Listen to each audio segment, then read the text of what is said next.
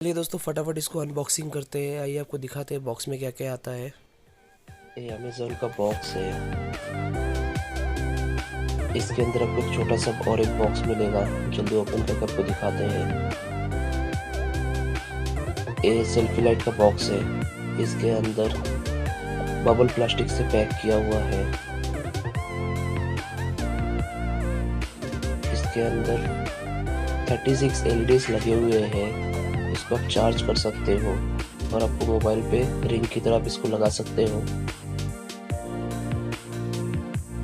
काफी सुंदर है, छोटा सा है, काफी सस्ता है।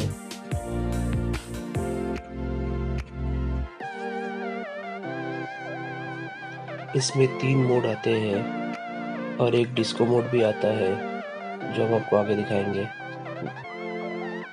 देखिए डिस्को मोड है, बाकी 3 मोड है। अपने हिसाब से आप इसको बड़ा घटा सकते हो।